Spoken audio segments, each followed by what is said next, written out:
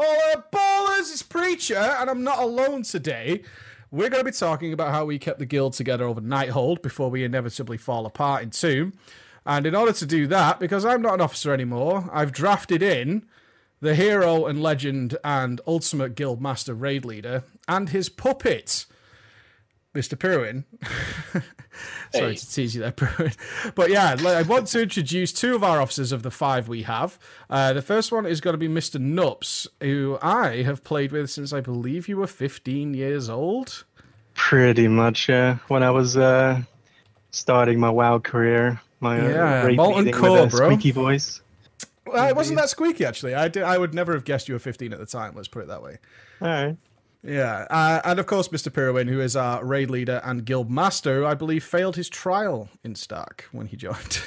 Is that true? Well, they told me to write an application just for format, but they were just joking with me, and they dragged me in and said, "Wow, that was just rubbish. That's bad. We're gonna decline your application." And I was like, proper confused.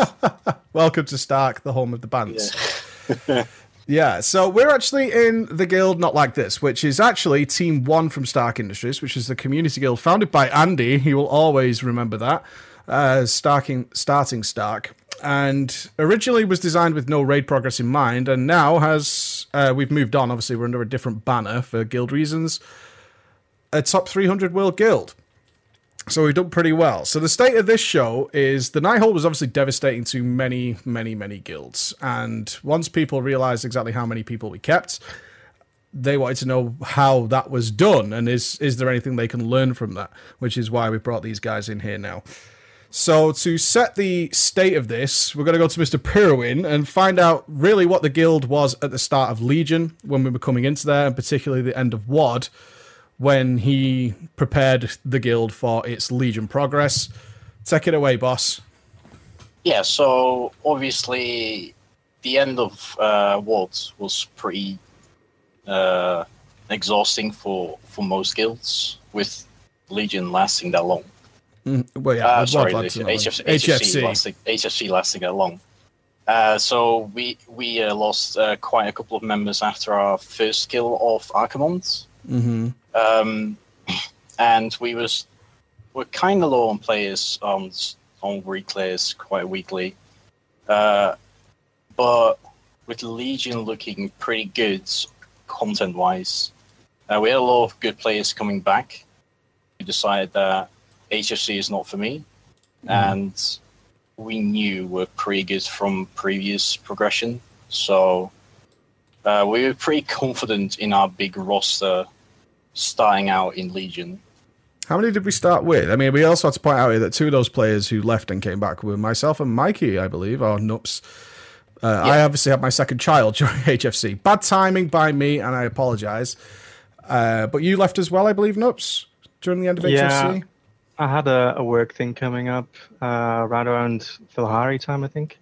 So I missed out on the last couple of bosses, and when that sorted itself out, I was actually quite happy to come back and go at it again with our team. Yeah, I think that's going to be an important point here, is playing with people you like, because a big thing people look for in a guild is new progress. I want to move on. My guild's stuck on this boss, and therefore I should move guilds to somewhere higher. Whereas I think with a lot of established guilds that stand the test of time, it's who you play with rather than what's going on. And that's what allows you to get over a lot of stumbling blocks. Like, I know when I knew that most of the guys I played with were staying, including both of you, and the return of other players, Shade was going to be there, and Cloggy was going to be there, all that kind of stuff. I was like, you know what? I like playing with these guys. That's more important to me than finding some guild with a higher number out of 10. Yeah. Do you agree with that? Is mostly mentality? I would say that is a big part of why people stay in a guild, or why it would work.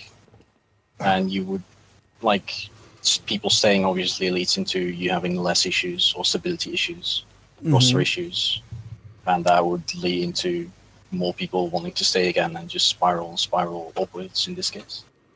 All right, so go on, Mike. It's kind of how I ended up here in the first place anyway. When I came back in MOP, I like contacted you again to see where you were, and you were in this guild called Stark. You weren't really raiding at that point, but I met some good people. They were like, not to sound big-headed, they were probably below my skill level at the time. No, I think that's fair to say. You've definitely been one of the Yes. better players I've ever played with. Yeah, so I kind of envisioned the Stark step to be sort of like a step up to another guild and go big again. But I kind of just stuck around because people were fun, and that's in the end has been the like sole reason why I'm still here. Like I don't really see myself playing with other people anymore. Yeah. I'm guessing as well that unless you go super hardcore and really want to get that world first, like in the end, it is a game you play for enjoyment, and I much rather play with people I like than people I don't like that are slightly better. Yeah, I think it's a more mature approach, especially if we're older than sort of the young teens that are playing. Is that if you're going to dedicate so much time in your evenings to playing, it's the people that matter more than anything. Are you going to be having fun during that period, or are you going to be killing bosses a little quicker the way you expected? So if riding on the back of that, we had a ridiculous leap of progress over Legion, which was great, and also caused some issues that we had to deal with in terms of operating the guild. Or you did, as I don't have an officer role. So for some numbers here, we had Nathendra Heroic. We were world 1573. Good job, boys. But by Mythic Xavius, we were world 546. And by Mythic Gul'dan, we were world 272. So I have to ask two questions. The first one's going to go to Piroen. If you'd known you were going to be trying to keep this bunch of bastards together for 8 months of non-stop progress, would you have felt any differently coming into Legion? No. Oh, what a guy. Nupsy. 8 months of progress. It's a long time, isn't it? It's a fucking long time when you look back at it, yeah. I mean, like over the entire course of Legion so far, like we've had quite a few people that have been with us for a long time, and they just like started dropping off at certain points where we got in more people that were of a certain skill level, and they just couldn't really keep up. Yeah, I think this is probably the most difficult thing that you guys have to deal with as officers, is you've got this person, and we know this happened because it happened to us, who was at Mythic Archimond, which is, one of the hardest bosses in the game at the time. And I would say somewhere around Emerald Nightmare Mythic. Do you think the game had got harder, or they degraded in skill? But you're in a situation where this long-term friend, for the good of the guild, as in terms of environment, is probably going to have a few words with, and then did have to leave ultimately. So how did you approach that with those players? Like in terms of warnings, how much time did you give them, etc.? I think, first of all, I don't think the game gets harder. I think the game gets easier when you take longer to kill bosses, right? And people don't care as much about many mistakes people make. But at a certain point, if the overall skill of your team increases, you'll get to bosses faster, and some people might just not be able to keep up with that. Because if you have less gear, you're just going to have to play better for a longer amount of time until the boss dies. And we are very aware that some people might run into issues at some point, so we try to be like a little bit easy on them. We talked to them a lot, and we gave them pointers, and we tried to figure out, like, are you just having UI issues? Are you having, what are the specific issues? Are you getting hit by stuff that you might be able to see, or are you getting hit by stuff during times when you really need to be intensely focused on what you're pressing your buttons? So we really went through logs and then pained ourselves to try and keep these people in. But if in the end they were either unappreciated of that or just not listening, then you just have to, they have to bite a bullet, and that's it. And your thoughts on that, Mikey? I mean, for a lot of the people that we lost along the way, it was kind of obvious at certain points that they just lacked certain skills compared to others, and when they don't really have the will to improve, then that's where it kind of stops. And that's where, like, probably most of the people that left us along the way have been at that point. But on the other side, we've had people, of course, yeah, definitely. Yeah, I think the point here is a lot of people get triggered by this, like they're going to get kicked if something goes bad, because there's a lot of predefined thought process as to what happens in a raid guild, especially from people who don't take part in it, because mostly it's the horror stories that they hear that they get broadcast publicly. But the point I was trying to make here is that when you've got long-term friends who have defeated difficult content in the past, and they've got experience and memories with those guys, perhaps you've even met them IRL, is that it's not a case of you're out when you made some mistake. That's not the case. We're talking weeks of discussion, going through logs, trying to find where you guys can actively help keep this player. We don't want to let you go. And because like I would say a big part of why you're getting kills and why people are staying and why the guild dynamic is that good is because you're trying your best to keep people there and make sure that it's a happy place and not like, oh, I have to put in like another 3 hours or another 4 hours to make sure that we kill this boss. And all I'm doing is just waiting for everyone else and they're not being helped, and that becomes just a chore. And I don't think people would appreciate why this happens, because I'm sure many people listening to this are probably like, well, he's your friend, you shouldn't let him go. And of course, the reality of the situation is if you have a player who is causing a problem that is making you wipe regularly and not improving, and you feel like you're carrying that player, what's going to happen ultimately is you're raising the toxicity levels in absolutely everybody else, because they're becoming frustrated and angry that they're trying to work around this problem. And what tends to happen, this is where a lot of guilds fall apart, is your top-end players whose patience eventually will run out because officers seemingly aren't doing anything about this. They'll leave, or they'll just don't want to play anymore because why is this person still here? Although they're clearly not up to the standard of everybody else, and we're having to work around it. Which seems cruel, but are you going to cost your guild over the sake of it? And I think that's a big thing that people need to be aware of, is in running a guild and keeping it together, is those are the decisions that come up sometimes. Yeah, it's hard to balance sometimes, like how much of your choice is for the guild and how much is for the player. Like you could see people re-rolling. Ideally, nobody would re-roll, right? Ideally, everybody would just keep on playing the same class, if they're viable, that is, so that we don't have to swap things around, re-gear people, stuff like that. But if someone is not happy playing a certain class or a certain spec, then you should like not force them to do that, and you have to balance choices like that. Like, am I picking purely for the rating now, or I'm considering the player more? And I think that's a hard balance to get right. And I guess we've been lucky so far that we've made mostly the right choices in that case. Yeah, if I could ask you about that, because we seem to have an environment which I wasn't aware of with people being unhappy. And on that specific issue about re-rolling, is immediately after we killed Mythic Gul'dan, we had 2 re-rollers. And was there discussions going on long before that? But it was a case of, we need to stick to this setup team. This is what's going to get us Mythic Gul'dan. And then we'll definitely allow it because we're going to be on farm. That's no big deal. Get you ready for Tomb. Or were those players like, hey, when we kill Mythic Gul'dan, can I then re-roll? And they were aware that they didn't want to mess up the team, the strategy, or anything like that. I think there's some unspoken rule between in most guilds that you don't rock the boat before progression is done, unless it's something really serious. So I didn't really get any questions before Gul'dan was killed, but people go a different roads where.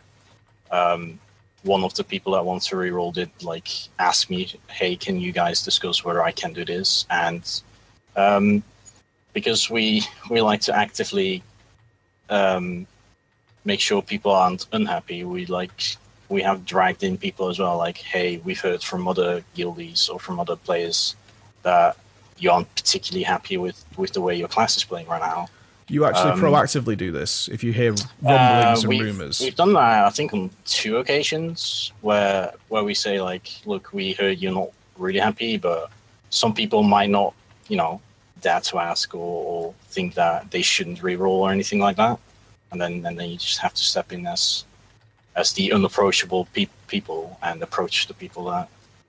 Yeah, I'm sure certain people will probably be afraid that I'm all, if I leave, then that's going to mess us up in some way, and I don't want to do that. But I'm not happy. But I'm going to leave it alone. And just end up in this quagmire of when do I talk about this or do I just not? So it's better to take a proactive role if you think that's going on rather than avoid it until it becomes an issue. Yeah, because, well, obviously, if people don't say anything to anyone else, then it's hard for us to find out. But if people say, "Oh, I really don't want to play Shadow Priest," or "I really don't want to play whatever class they're playing," to someone else, eventually it'll come to us, right? Eventually we'll hear about it, and if a long enough time passes and we don't hear anything from the player, we'll just go and say, "Hey, what's going on? We heard this and this and this. Is that the case?" And us proactively going after them is, again, stems in the mindset of us enjoying playing with this player, and it not necessarily making that much a difference if that player is a Shadow Priest or a Warlock. So if we can make a compromise where we can make the player happier and have him remain committed to the team while not sacrificing our progress, then that's the ideal situation. And that's when we will start proactively having these conversations as well. Good. On the note of that proactivity then, I've got to bring it up, is before every raid and after every raid, there's an officer meeting. Agreed? That's pretty regular. You all meet in the officer channel on Discord and talk about nothing. But if there has been a problem in that raid, then it's dealt with that night. And it's something I've always tried to instill in people listening. Is don't wait for a problem to become bigger than it has to be. Is be proactive as officers. This is the role you've taken on. And pretty much every week there's a conversation between somebody, and often even good things, right? Or talking about trials. Did we see anything going on with trials? What do you think of this?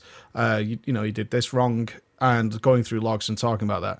Is that something that's a written rule between you officers that if we not happy with this or this player's not doing something right, and it doesn't have to be like you're coming in for a shouting, right? You're not coming in to get bollocked. You're coming in to have a discussion over what you did. Do you know why it's wrong, etc. What's the thought process behind that? I think most of the time we discuss this mostly after the raids, and then see how urgent it is, and then after we've discussed how to deal with it, we either drag the person in or we try and find some more perspectives. Or we didn't have a healing officer for a very long time, and we thought there were some issues with some healing choices that were being made. So we would ask different healers what is going on here and why would someone make this choice, and then do we delay it by a little bit because we don't want to.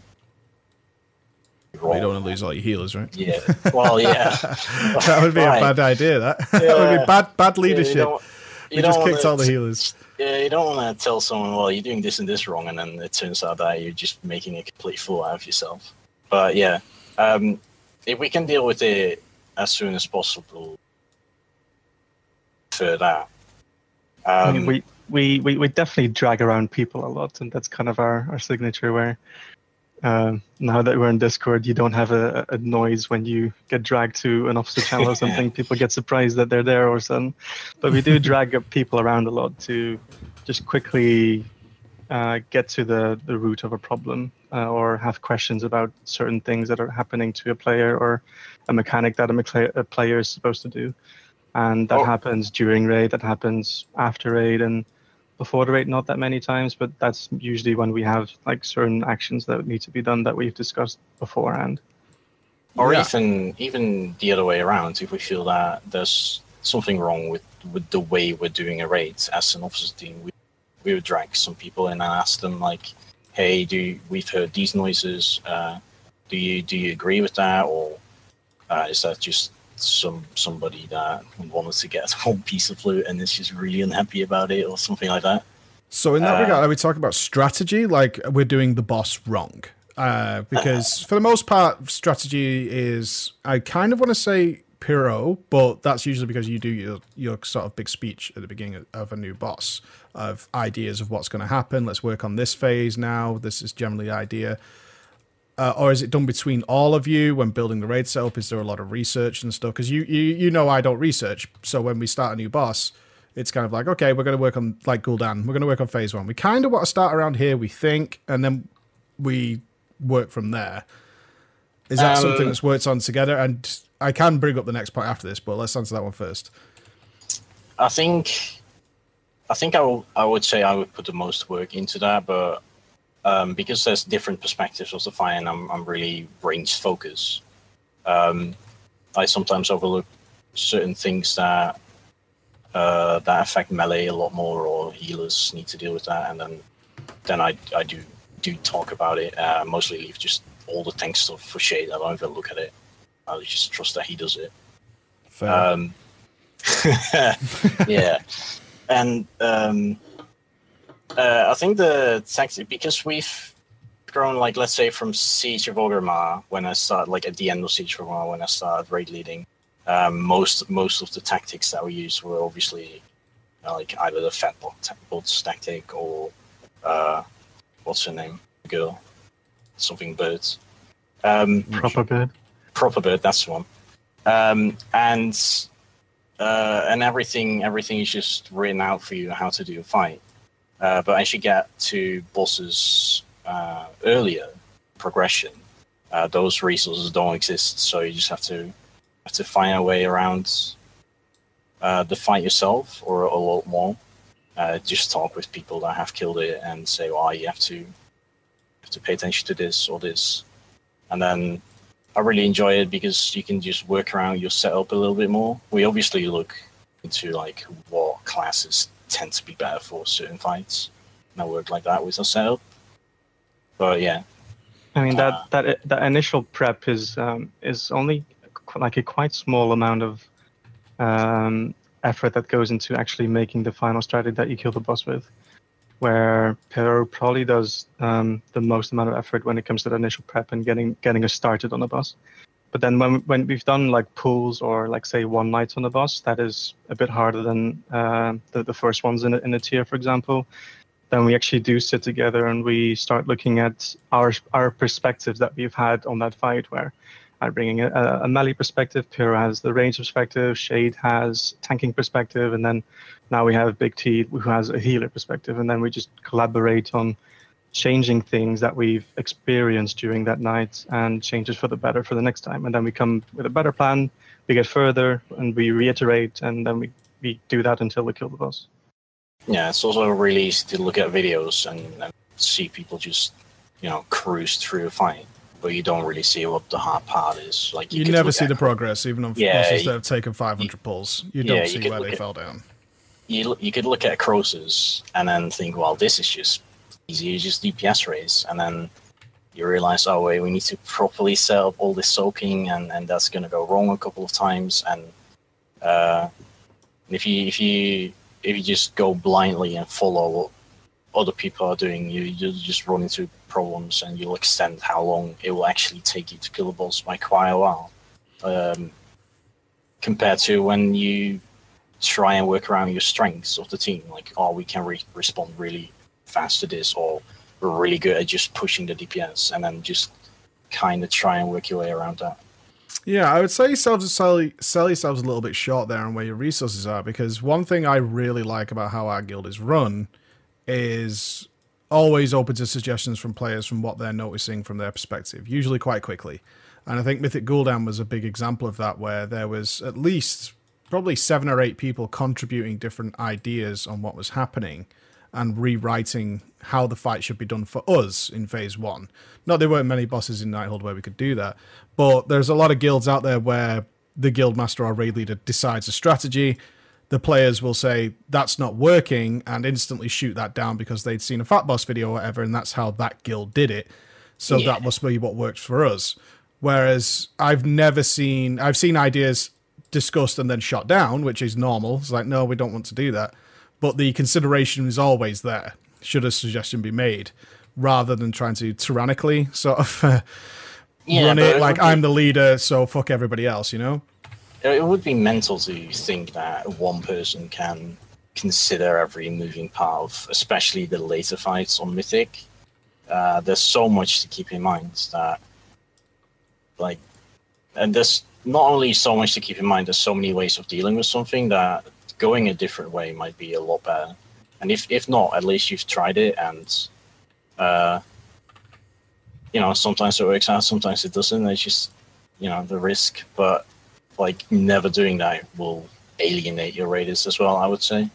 Yeah, exactly. It is still. I'd say it's still very important to be open to that interpretation of your raiders. But in the end, the decision still needs to be with the officer team.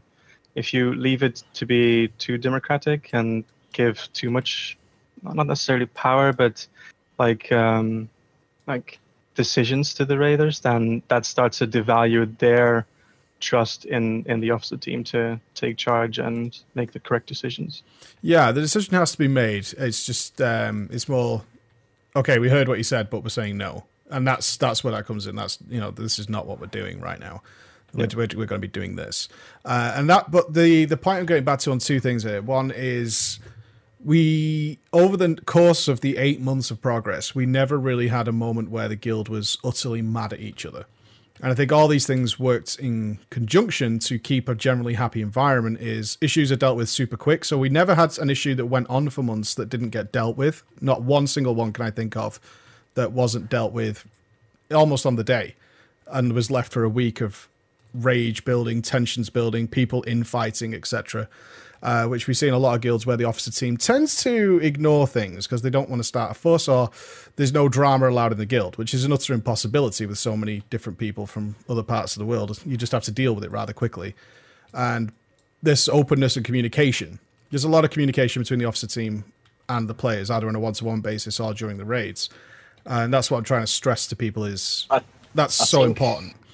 I think what helps as well is, like, I've heard from a lot of people in different guilds that the officer team is sometimes quite removed, and like they play with each other and stuff like that. But especially in Legion, where there's so much content to be done, like Mythic Plus to be run, or like old raids to farm just for legendaries, AP, whatever.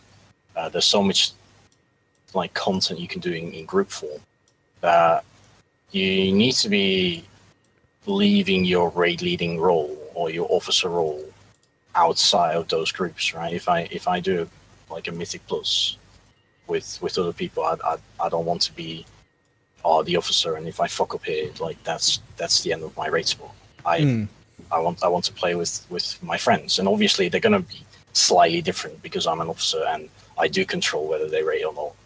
But I try to leave that out as much as possible. And that also creates like more of an open bond than I've heard that some other guilds are having. Yeah, segregating off is, again, I think this comes down to communication. Is if you're segregating off, the Mythic Plus team is all the officers, and they run it together every week, and that's it. And then the rest of the raiders feel like a separate team. With this sort of looming over council, I think that could be very. People won't talk to you, like you talked about the rerolls earlier. They're not going to mention it if they feel like there's this overbearing system in place that maybe tips people off, or they're angry, or even talking amongst themselves about people, which obviously officers have to do, but not in a way that's slimy and nasty. A lot of people don't know that dark green text exists, and they never get to see it. And what you don't want to, as somebody who's been in there for many years, you can be in situations where people start bitching about raiders and all this kind of stuff, and that's something you don't want your raiders to be feelings happening on a regular basis, because they don't get to speak to the officers and communicate what's going on, and that this segregation is going on, and then suddenly decisions are made. Where was that conversation taking place? Oh, they're bitching about us in officer chat again. I've never heard that amongst any of our raiders, that they think that might be going on. Well, I'll tell you something about the officer chat in our guilds. We only actually use it for the decisions or choices during a raid when we're on voice calls with everyone, right? In the same Discord channel. But because we use it so little, I had to make a weak aura that makes a sound whenever someone posts in it and give it to all the other officers. So they were never responding to my questions in officer chat. I think that sums up the point entirely. It's not trying to keep communication hidden and secretive. And, I'm an officer, because a lot of people feel that power, right? It's a sense of power in the guild. It's like, I'm an officer now, and they get to have this secret conversation. Whereas in the reality is that's actually a bad idea, is to keep all these huge conversations going on secretly. I think that's a bad thing. Like having that door just be open to the raiders, between raiders and officers, is just very important, because we've had toxicity in our guild and we've had to deal with it, but we've had people that were that trusted us in telling these things to us and having us solve the issue, and us being among our raiders and not just hiding in a dark corner where only officers can go. Probably allows them to open up to us about their issues that they might be having with certain players, or that something might have been said about them, and for us to solve that problem for them. All right, so I'm going to ask the dirty question. This one's going to be at Mikey. As the blade of the guild, yeah, like that. Trials. So you brought up something before we actually started recording, which was because I'm in the guild, our guild probably gets a little bit more attention when people are looking for new guilds than most. But the counter I have to that is, over the course of Nethendra to Mythic Gul'dan, I believe we've had 4 successful trials, and many, many more fail along the way. Why? What was the... How did we deal with that? So a lot of people invite somebody, and I think a lot of especially fresh guilds and fresh officers and fresh guild masters kind of want to avoid the confrontation of having to deal with somebody who's not mixing in. Now, when it comes to these decisions, are we looking at skill? What is the main goal of trying to fit a trial in? Is it personality? Is it all of those things? And then obviously take us through the cycle where this person is, I'm sorry, this hasn't worked out. How long do you give them? Is there a fair shout? Is it just an error? Everything above there. Well, it kind of, like, first of it starts at the application on our website. And that's where, like, over 80% of the trials already end there, right? And because this is important, because remember, I made a video on guild application process, which was received very badly by the casual player base. It's like a job. I don't want to deal with it. So why is the application process important, and why did 80% fall down there? What was the thought there?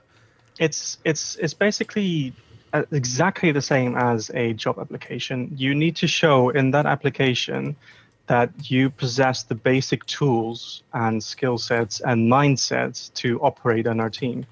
And that goes both for gelling well with the team, personality-wise, and having the skills to compete with our team and not be a burden. And there's a lot of applications that just simply don't meet that requirement. They don't show UI, for example, or they don't even include logs, and they include heroic logs while they're playing for a 10 out of 10 Mythic guild. Wow, did we have that? Because that's really shady. Yes, we have that. We have that, absolutely. And we'll never notice. And that's just where a lot of trials, potential trials, already end. Even if the player might be good, that's where it ends. Is that a quick process? Is that like a skim? No, just no way. Because if you can't do that, we're not even replying, or we just say no. Sorry, go away. Certain things, right? If you do stuff like just linking my people link specific logs, even though we could just find whatever logs you have on your character, and then it turns out they've just linked that one good log, or you also get application from people that were in better guilds, for instance, and they seem really good on paper, and then every answer they have just feels like they're an arrogant bastard that feels that if we don't accept them, we're a bunch of tools, right? I believe we actually had someone say that to us, right? Like, why would I ever need to make an app or something like that? Because yes. We had one guy. Well, you had one guy that came from the Hillam. The Hillam fell apart. He was looking for a new guild, and he basically whispered us saying, "I'm this guy from the Hillam. Don't you know me? Why do I need to make an application? You should be really, really, really happy that I'm trying to get into your guild." And we just basically said, no, we don't need you. Yeah. We'll make an application. Show us your basics. We'll decide whether we want you to trial you or not. Yeah. So, okay, we get past the application. Everything seems good. They join the guild. What's happening there? Because obviously you can't be there 100% of the time, right? I mean, you can see their raid performance in the raid, but what factors are built into this?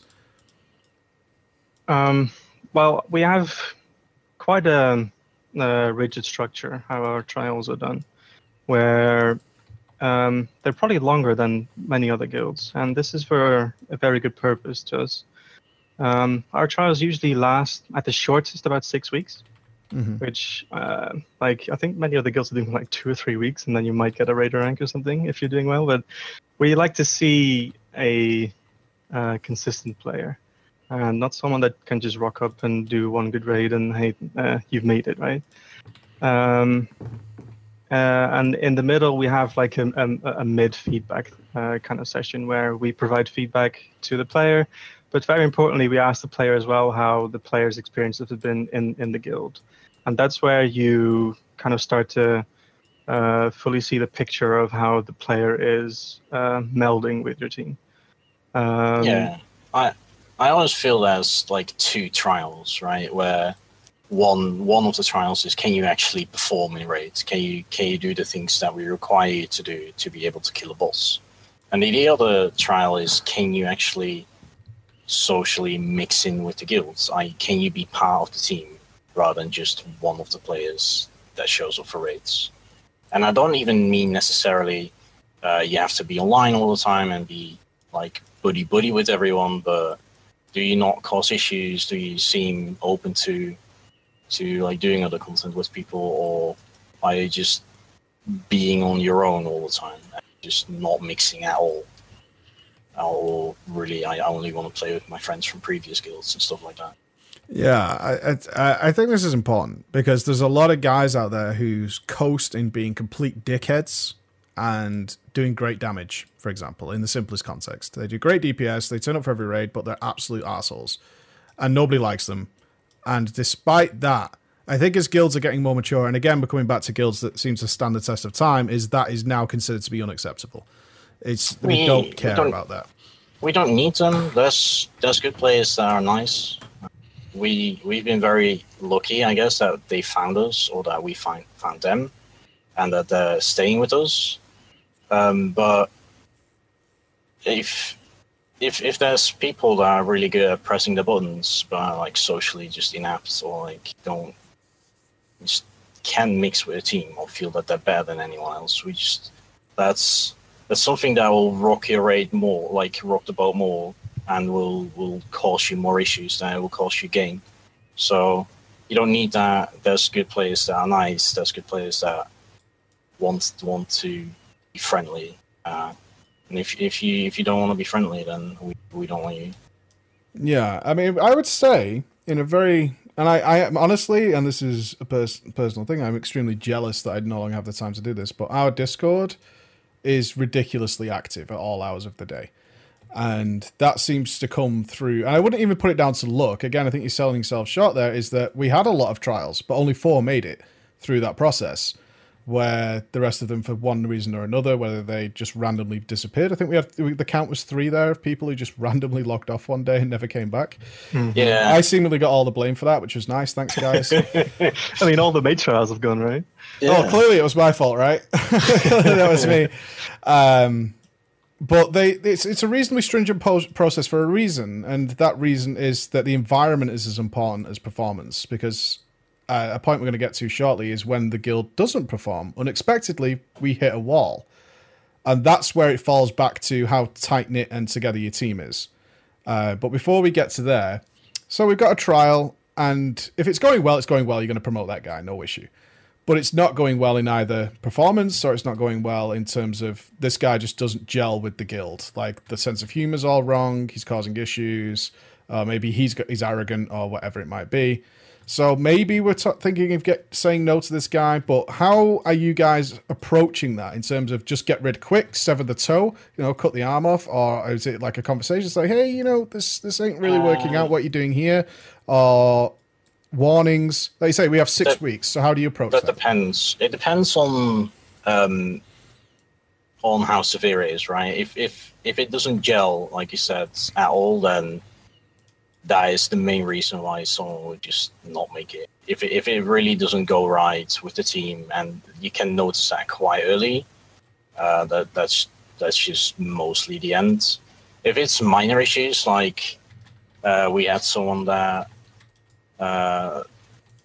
would highlight how well his play was compared to other players, then that's something, right, you can get over. We can talk to someone and say, hey, you're acting a little bit arrogant, and it is a team effort, and we would like you to pay attention to that. And most of the time, people are not even aware of the fact that they're doing it, because they've either come from a guild where that actually was the case, or they've just been like that in life, and people tend to not tell you where you're an arrogant bastard, right? So if you tell people that, like, you'll find more often than not they're actually willing to change, or because they don't realize they're doing it. So that's part of our like chats that we have during a trial that with people. And if they respond completely ignorant of that fact, or like say like, well, I am just the best, right? We'll just go like, well, go be the best somewhere else. You're the best and guildless. Awesome. Yeah, like if you're so good, you'll have no issue finding a different guild, right? So bye bye.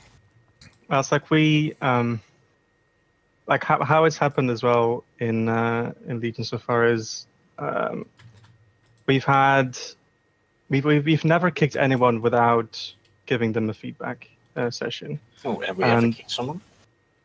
Well, or like failed the trial, let's say, right? Yeah, okay. And depending on how the person responds to that feedback is sort of an indication for us to go through with giving the feedback and allowing them a chance, or to say, okay, this is where it ends.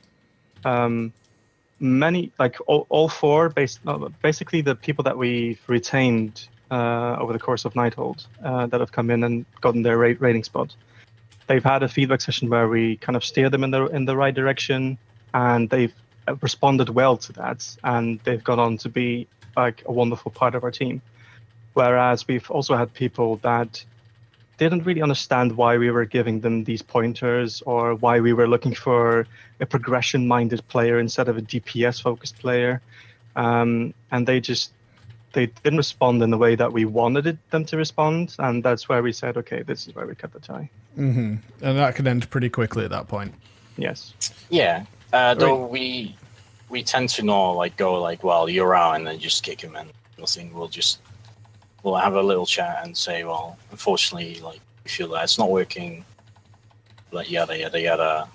Well, I think that's important though, because every guild's run differently. There are some guilds run by absolutely tyrannical leaders, you know, raging, screaming, you're all fucking retards, blah, blah, blah, all the way to the guys who just let people get away with whatever the hell they want, and they want to avoid confrontation at all points, you know, those two extremes. And you can come to if that's all you've ever known, and no one's ever told you that's wrong, or that's just not how we do it, then it's a little unfair just to say, hey, that's not how we do things, get out. So there's always, I mean, nearly 100% of the time, there's a chance for correction, and there's the feedback done. If they obviously respond negatively and tell you to go fuck yourself, then of course that's the end of the day. Yeah, that's the end. But every trial gets some sort of a reasonable grace period, like say 6 weeks. And would you say you do your first feedback like halfway through that, like see how they stick around for 3 weeks? We did 4 weeks, and then depending on how it goes, at 2 weeks they either get their rank or they we prolong their trial a little bit. Yeah, how long's the longest trial? Did I ask? I don't know, man. Like we've had someone who was a trial for like 2 or 3 months. Yeah. Did they make it? Did they? I can't remember. Like, I don't know. Like, who do you mean? Do you mean Dreeds? No, I can't remember. Like we've had some long trials, and some that we might have like forgotten about a little bit that they actually. Yeah, oh, you forgot they were still on trial. Yeah, we have done that. We have done that. So, like people were asking like, hey, did you realize that this and this person is still trying? And we go like, oh No, And they never. Have you ever had it brought up to you? Has anyone ever gone, "I'm still a trial"? As a trial, I'm not gonna say like, "Hey, dude, I've been here for a while," and response seems to be good when I'm getting my raider rank. Right? You don't want to shoot yourself in the foot. But yeah, like, and then there's the raiders trolling. I remember one demon that joined us at the end of what's it called, Trial of Vela, who actually was trial for quite a bit. Had been told by some of our raiders, like, don't ever ask Piro about your trial because he'll go mad, man. So that's part of the environment, though, right? Because I think I know that guy. Now he understands. Like we like I say, we like you have to be nice to people. I don't mean there's no bands going on, right? I think it's super important for our guild. Yeah. I mean, the worst I ever did was during Highmall. Was we had a ban on using Gammon. Because it was either you on your laptop or it was somebody who had it was serious me. It was you. You had serious FPS issues if you used Gammon. So in order to... It was his first raid, poor guy. I said, can you turn into Gammon so I can mirror you? Because I haven't got him. And the second he turned into Gammon to help me out, you blasted him in the ass. It was the funniest thing I've seen in ages, and he hated me forever for it. But he understood the joke. And for me, if you get that and you're not salty and sad about it, you're probably going to be all right. You know, if you can stand a little bit of that, you're going to be all right. Yeah, we're like like a bunch of people from like ranging to 18 to like 35 or something. Mm-hmm. Like we're gonna make fun of each other, and we're gonna expect people to take and give. And absolutely. And you have to like be able to take a joke. On the back of that, then, I do want to bring up that even despite the team being together for as long as it has, when did the raid team start, would you say? Is it Mr. Pandaria? Yes, but... Pre your time, I believe, Piroen. Well, no, because there was a 10-man team, but it kind of dissolved, and then we went 25-man, and I was in that team. I was at the end of... But... like, the team that we've ended up with now... It's not that long ago, right? You can probably say maybe at the start of WOD or something. But over the course of time, we've seen a lot of faces come and go, and some have stuck through from Siege and onwards. But I'd say that from sort of like late MOP, the officer team that we're rolling with now has sort of started to form and be the real core of the team. And it can take that long. I don't think people appreciate how long it can take to establish and get that core together. It takes a long, long time. So there's two things I want to cover here. And one is, at the start of Legion, every single person, despite what they'd done in the past, was demoted to trial and left that way until a significant time after raiding started, I believe. And what is the thought process going into that is to say... Is it a thought process that people always do? So you never know who's going to leave. It was a big problem that I had when I started my guild in TBC, is that people you would expect to be there 100% of the time just suddenly vanished or changed. Is that simply the reason, or is it to say find your way into the core team? No, it's like I think it has to do with the fact that sometimes like classes get major overhauls, so people want to reroll like it.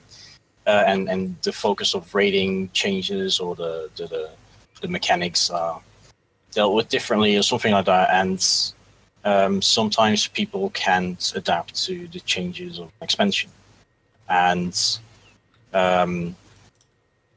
it's part of that, and it's part as well that people can't become complacent, right? You can't have a team like, oh, I've been here for a while. I was a raider throughout the end of, or like the farm of, let's say, Hellfire Citadel. So I'm good, right? I'm just going to press like some buttons, whatever. I'll just listen to the style of what the raid leader says, and I'll just do whatever the fuck I want. And we want to avoid that, right? We want to keep people on their toes. Right? Don't push it too far, obviously. It is like a half trial, right? We know the team works together, and we know they can be good players, they can be good raiders. We just need to know that they're willing to maintain that into the new expansion, and they're willing to learn the classes again. and not slack off in the first couple of weeks. And yeah, you don't want people to feel so comfortable they half effort it. And in fact, we have demoted members back down to trial over the course of Legion as punishment for, doing various things that seem to get out of hand. Not that very often I see anything actually get severely out of hand, but is that something that's also integral to keeping the guild together? Is, you might have been here all the way since the start of Legion, but you're making mistakes. And that can be not just performance-wise, but interpersonal or something within the guild. You're causing a problem. And here's the problem, but you've taken it too far. This is the first step to reminding you that, yeah, we might have to deal with this. What's the thought process before you take a member and say, you made it, but now you're making mistakes. Now it's back down to trial for a while. I think this ties into how we end a trial, right? So we either end with like, well, you didn't make it, or we end with the, hey, we like how you're performing in the team. We like how you play your class in these raids, but do remember what we told you after a couple of weeks into your trial. We still need you to be able to do this. We still need you to focus on this. And if you don't, right, it's like it's not like you now have Raider. You have a raid spot for life, right? We make people very aware that they need to keep improving, because otherwise someone else might come along, or we don't have a roster of 20 people. We have more than 20 people, so you need to be performing to be able to make it to progress. Absolutely. And when people start showing that they didn't listen to that, or it's been a long time, and they start behaving like they're better than that, then you need to make sure that they know that that's not the case, and that they do need to constantly improve and perform in the team. Mm-hmm. Demoting them is kind of the only tool that you have as well, without like really making your progress a living hell. Like, you can't just like start kicking people or not giving them gear, because that's going to end up you having ineffective gearing strategies, right? So that trial rank alone has often proven to be enough motivation for them to change their ways and start going back to what they did in that while they were with that Raider rank. Mm-hmm. Yeah, if punishment is needed, you want them to feel it, but you don't want to hurt the team. Yeah, and obviously, again, it comes down to, we don't want to lose you, but you're fucking up. It's as simple as that. You're making mistakes that you need to sort out rather quickly. Mm-hmm. And this is how we're going to let you know that you need to sort that out. Loot, then.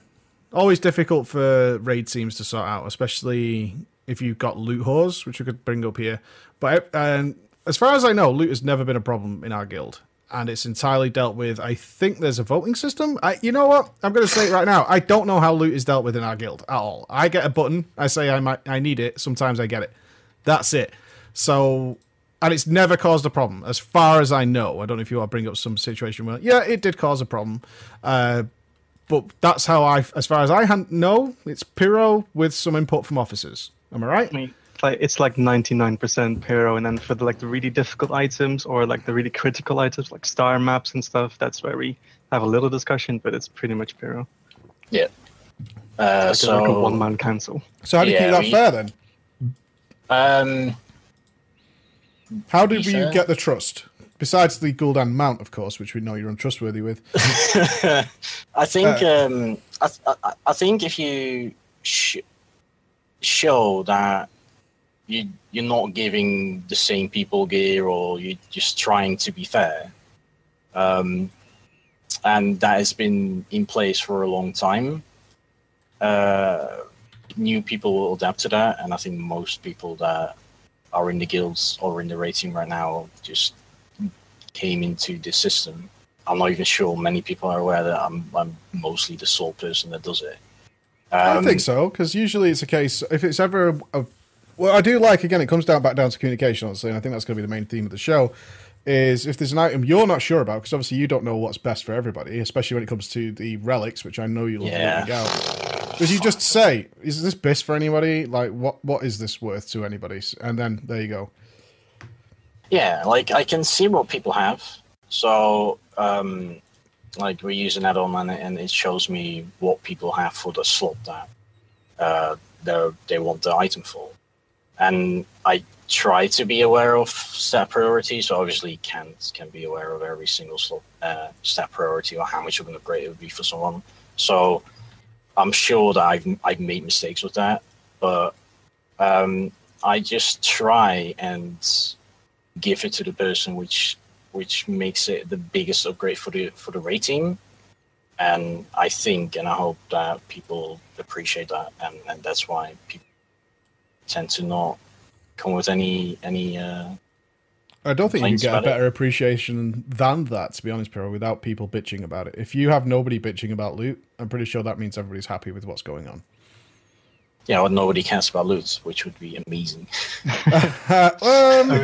I'm not sure about that statement. I mean, in the end, comes back to the raiders that you've chosen to be part of your raid team, right? Where we're sort of like cultivating a culture of team progression, and the trials that don't line up with that team perspective, we stop their trial and we don't continue with them. And the people that do have that team perspective, they are open to the idea of Pyro distributing loot with a 100% team perspective, and that's why it works for us, I think. Yeah, that stringent. I think that stringent trial process where environment plus performance is so crucial to allowing that to happen. So you're not introducing this element of toxicity, because it only takes one player, and if it goes unchecked, then it becomes a major problem for everybody else, and that's where your raiders are going to move on. Let's talk about some bad stuff then. Every now and again, world, whatever, it doesn't matter, you run into that fucking wall where your guild just doesn't perform, and tensions can rise. And we had that a few times. Piro actually reminded me. Emerald Dragon's one that sticks out in my mind forever. Emerald Dragon's mythic, we just seemingly could not kill, and I don't know why. And Tichondrius was brought up by Piro. Maybe Alisand a little bit, although that fight's not the easiest in the world. What's the officer thought process when that's happening? And it'll obviously be different guilds. It's just, what I'm to clarify here for the audience, it's a boss you expect to kill in this amount of time, based on how often it's been killed, what performance of our team has been so far. But for some reason, it just ain't happening, and people are making mistakes over and over again. Different people as well, so it's hard to... It's not X player that's making a mistake. Everybody's making little errors constantly. What's going on in the officer team when that's happening? How are we trying to address that?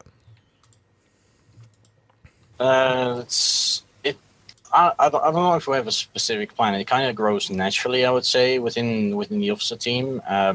Where if something goes really wrong, we spend a lot of time going through logs, like who is the culprit of this, and more often than not, it's actually just a lot of different people doing like one mistake, and then that causing a wipe, or people not being prepared for a mistake to happen, and then you get running behind, and. I think I can't remember. Dragon's so long ago, man. Yeah, it is. I think you have to try and figure out what was going wrong. I think for Dragons, what went wrong is just the way we raided. So we have a lot of direction from certain people within the raids, and for Dragons, that did just not work out for us. And I think that was more of an issue than anything else, where you just can't see everything as a raid leader there. Oh, because the actual environment of the raid was so spread out, you couldn't work out where the issues were. Because I believe me and you were on the left side, Piro, and Mikey was right side. Mm-hmm. And I would never move under any circumstances whatsoever. I don't know what happens on the other side of the room, and I don't want to know what happens on the other side of the room. But that trying to combine that information together to form a coherent, this is wrong. Yeah, and sometimes that is hard. It's also the reason why you would like split up the officers right on sides. But it was a lot of things that people had to individually deal with, and that we couldn't just all direct what didn't work out for us. And then it's just It's just us going night after night, like, what is going wrong? Why are we having this? And what can we do to fix it? And, I mean, Dragons was kind of a boss where we as officers was probably the only boss where we as officers didn't really know why things weren't happening until it was pointed out by people that communication wasn't happening. People were afraid to talk. They came from raiding environments in other teams before they came to us, where they were just flat out not allowed to talk at all, not even calling out mechanics or saying, "Hey, I need you, person next to me, to step into this to help me with this." And that was something that we didn't identify really quickly until it was pointed out to us. Mm-hmm. yeah, Well, that's part of the addition of new members at the start of Legion, is mixing raid styles together and then finding our feet. By what would you say is when it started to all kind of click, that every raider in the core team that you cultivated started to get exactly how to raid within this environment? well, I think big part of it as well was you did get at the start of the expansion segregated groups of people doing Mythic Plus, and by that time people just like having to farm a lot. So people were doing a lot of dungeons with a lot of different people within the team, and I think that everybody became a lot familiar with each other, a lot more familiar with each other, and just it becomes easier to talk to people and point stuff out. And like some people might whisper the officers like, "Hey, I think this and this is going on, but I'm not sure. I don't want to call people out." And other people are saying, "Hey, during a raid, maybe we should try this and this." But that only happens when people are comfortable enough to talk to people within raids, and it can be a very scary environment if you're used to being called out for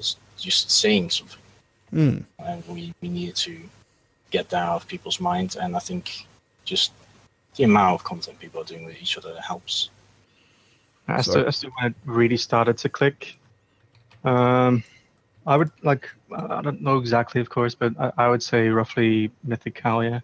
That was a really big boss for us, where things started to click. People started to get the team pushing mentality really down, and started to know people's ways of dealing with mechanics and how to solve problems together. Well, just like in real life, if you overcome some tremendous challenge together, that's a memory you make, right? These are my boys, where I did this with them, and you kind of have this rush that you all did something together. In terms of familiarity, one thing that happens here, which doesn't happen in enough places in my eyes, and I would say both of you probably agree this helps keep this environment of teamwork, is meeting each other IRL. And of course, we've met each other multiple times now, as have nearly everybody in the guild has had various interactions with each other IRL, from the meetings put together by Vanish, and of course the upcoming one in Manchester, which is like the organised by you guys. How important have you said that is? Because nearly 3/4 of the raid team have in fact had a shared beer together over a table? We've had some newer players that haven't met us yet, so we're very eager to meet them in July at PreachCon, of course. But definitely the core that's been with us for a long time. We've met 3 or 4 times now, and that's really, like, especially for the officer team, in which you work together with quite intensely during progress, and especially during a progress that lasted 8 months for us, right? Yep. That it's really like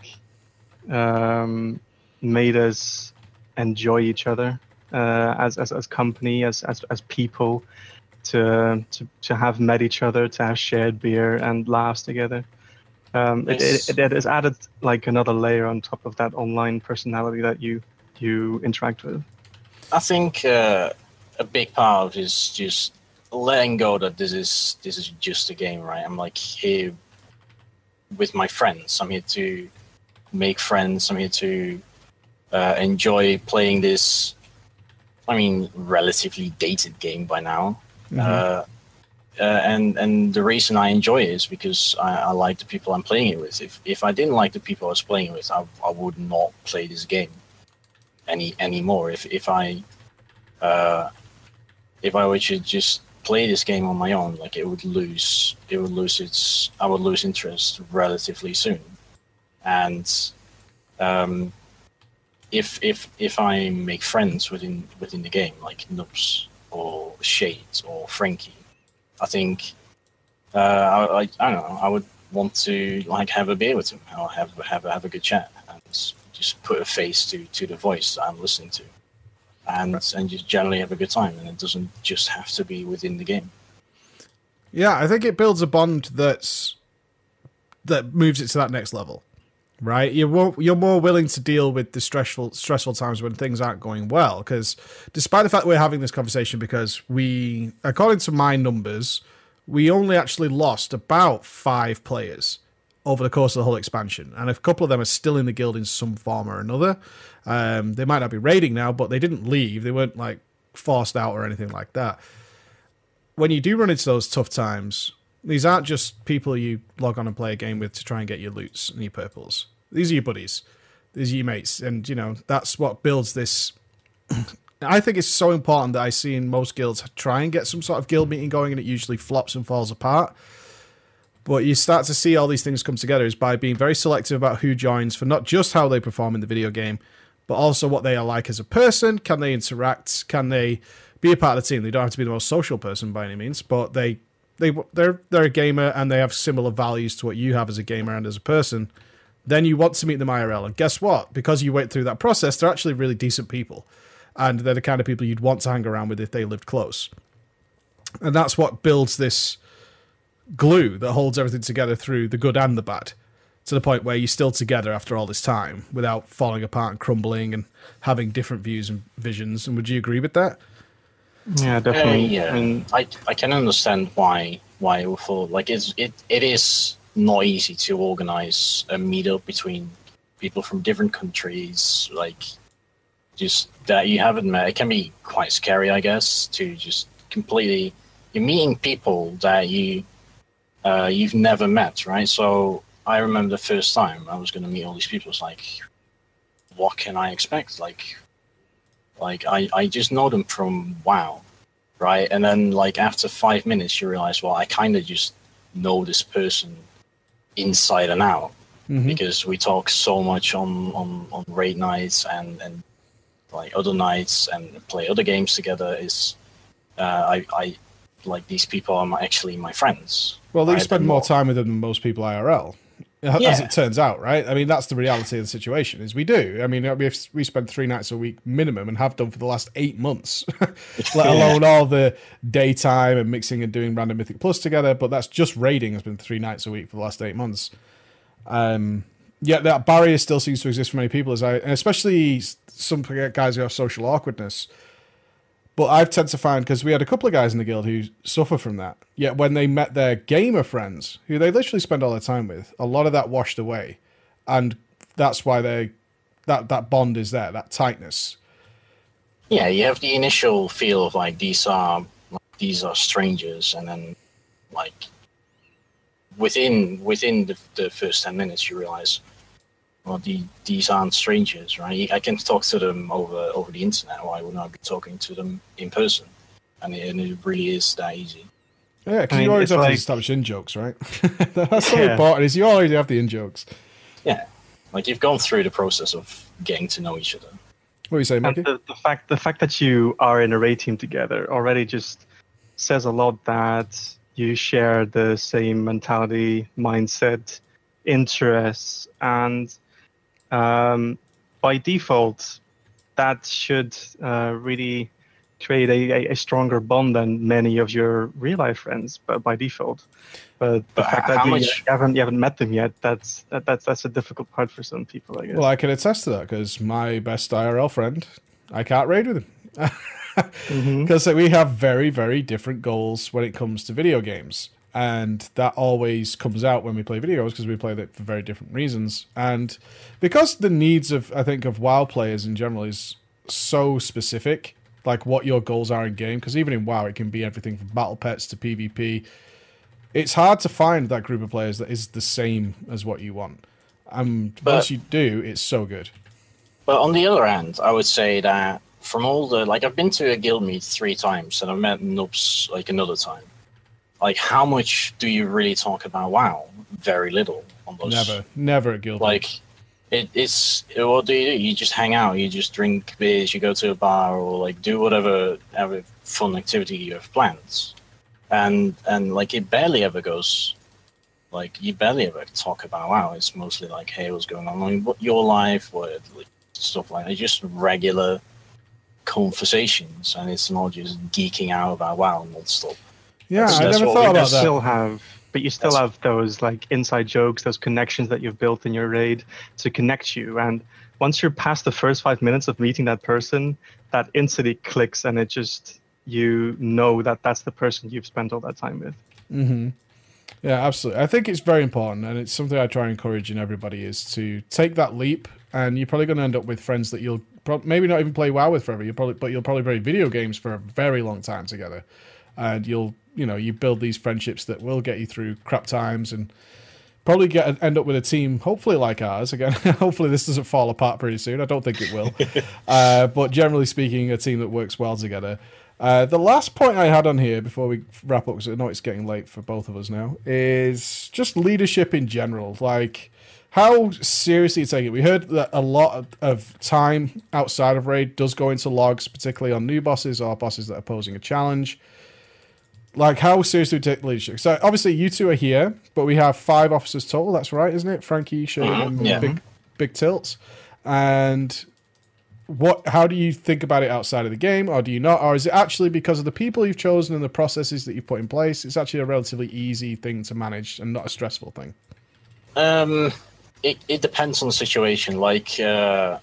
It can be very stressful. It used to be very stressful at the start of the expansion, just because of how big the guild was when we were still in Stark, and there were a lot of we didn't have bank access, which is annoying. Nah, it was a lot of politics to consider when talking to the other officers. You could kind of imagine it was the European Union, where different countries want different things, and then they send people to discuss that within each other, and that it just added a layer of extra work to it. But yeah, it's and since we've gone not like this, it's been a lot less work, and because if you treat people you're willing to help them, right, they'll put in the extra mile as well. Right, it doesn't just come from us. There are people that go "Hey, I saw this in logs, and maybe you should look at this," and stuff like that. Outside of the game, how much time I wouldn't be able to put a time on it, but I think it's a fair bit, I guess. What were you saying, Nups? As to how I approach it, I do think about it outside of the game and stuff, because it is an important part of my life in the end.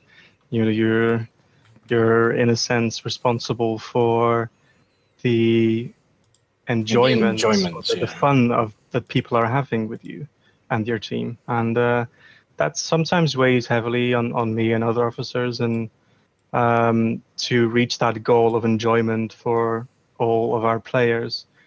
There's a lot of things going on that people probably don't see, and that it's just really important to be proactive in that sense, to talk to people, to drag people around, to cultivate this environment where everyone can have a good time, have fun, and reach the goals that we've set together. And sometimes it's hard, sometimes it's easier, but in the end, it's a very fulfilling job to do, and that's why throughout my WoW career, let's say I've been an officer for 90% of the playtime, because it's incredibly rewarding to reach that goal and kill that super hard boss together with your team that you've spent so much time with and spent so much time creating, in a sense. Nah, you got it wrong. You ought to leave it like I did. Come to the dark side where you can just bitch about it afterwards. Is there anything you want to add? Because I think we can walk away with a couple of messages from this conversation. One, lay the groundwork for your guild. What are the type of people you want in here? In fact, before we finish up, I just want to ask one more question. We're always recruiting. Are we preparing for the worst? Or is it just common sense? Because a lot of people will get 20 people, boom, we're going mythic. That never works under any circumstances whatsoever. You can't just have 20 people. It's just common sense. It's there's different paths to the answer. It's if you stop recruiting, people might get complacent, like just save. If you stop recruiting at any point, people will just stop noticing your guild is there, and if you do come into a rough time, then you'll have a harder time getting it set up again.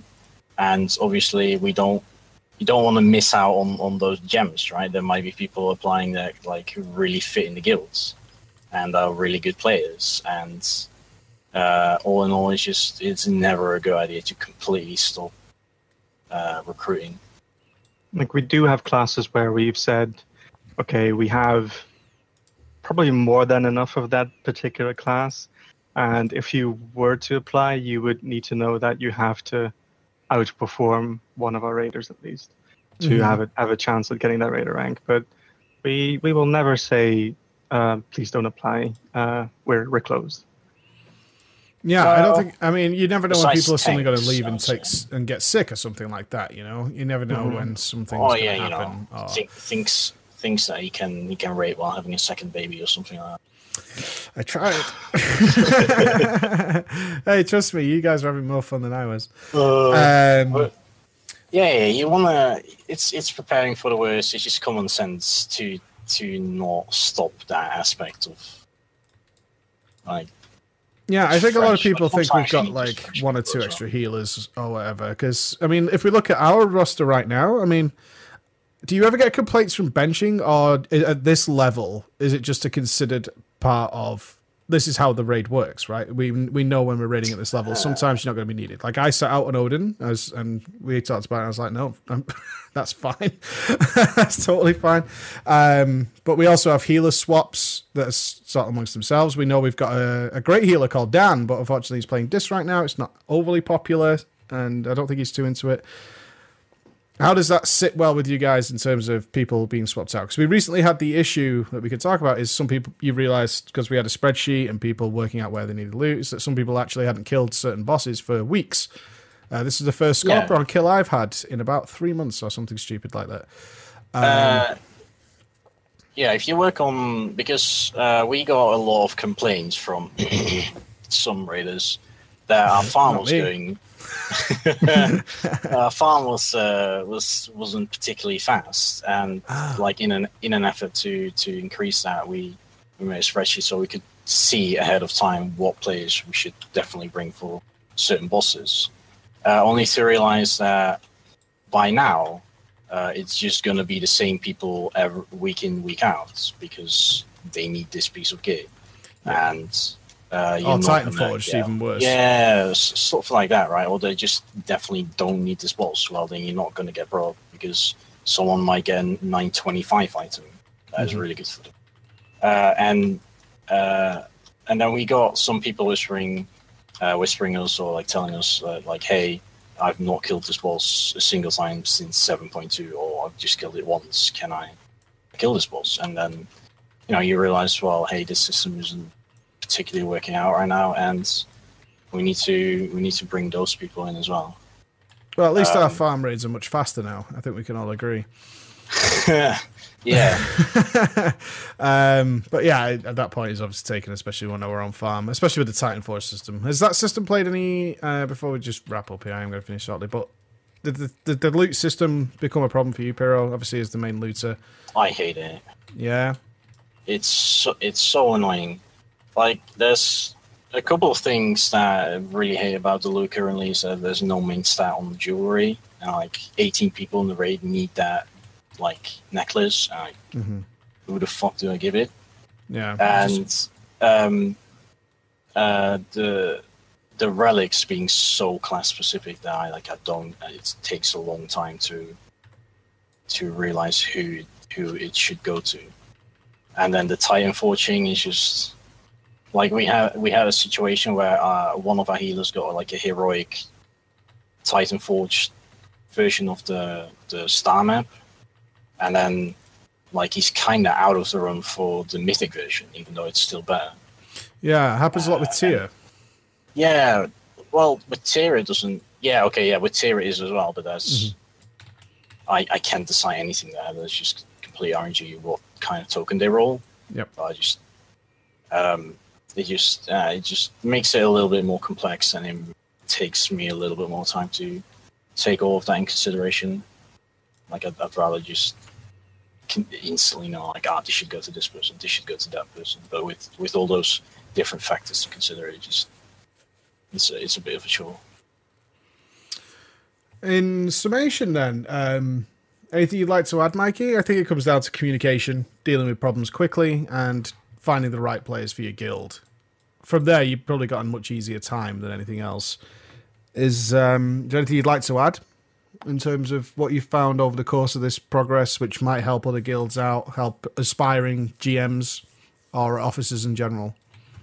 I think we've covered quite a broad range of topics of how to approach this.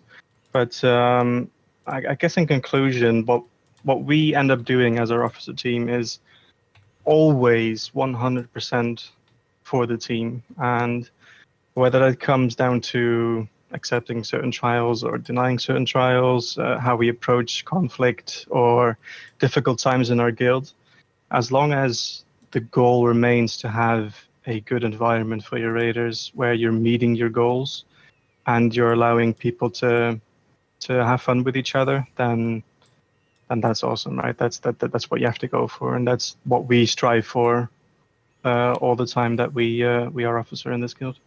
You agree with that, Piroen? Is it about just creating the environment for fun? And yeah, that creating should the lead to environment progress for in and fun, of itself. And then being very aware that you need to make sure that you have similar goals as players within the team.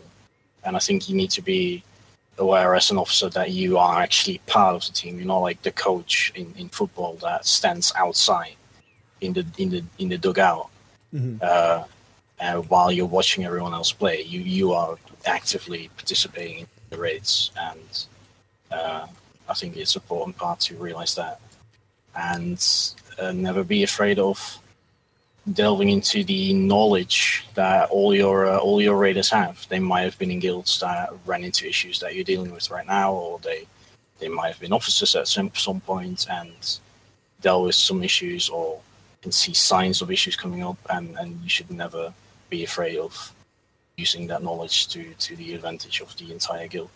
Did you try and drop a hard knowledge? Knowledge, yeah. You tried that, didn't you? I didn't. It was like it's just a natural button. Subconsciously.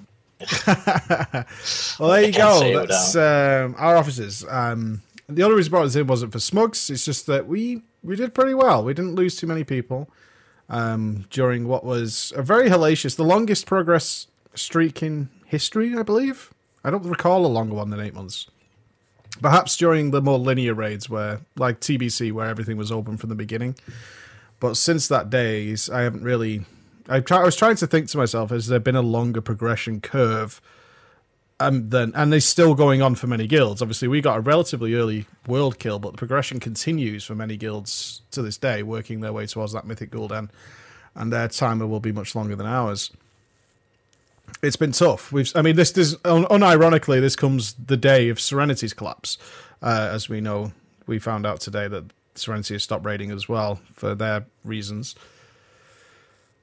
It's tough. It's not easy being an officer, especially when you have to deal with the nitty-gritty stuff. I think everybody thinks it's going to be easy loot. Well, not everybody, but a lot of people think it's going to be easy loot. I get to be in charge, and there's a lot more to it than that.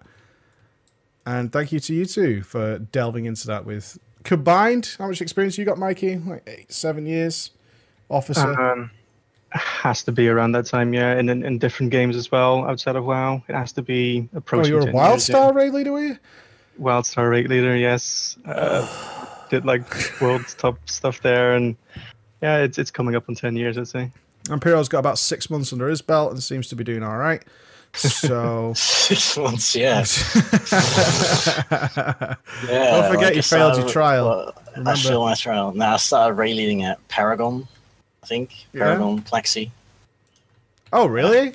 Yeah. What a fun boss to start on. Awesome. Like, yeah, Nups was like, dude, I'm out. Abandoned ship. Abandoned ship. It's like you went there for the kill and I raid leader, and he was like, dude, you don't need me. I don't want to deal with this shit. Have fun. Onto Siegecrafter. Oh, man. Yeah. Feels fucking bad. Feels bad. But anyway, we'll go into Tomb and hopefully do pretty well there. And then we can have a rest again. Thank you and goodbye, everybody. Do you guys want to say goodbye? Yep. Goodbye, guys. Goodbye. Goodbye.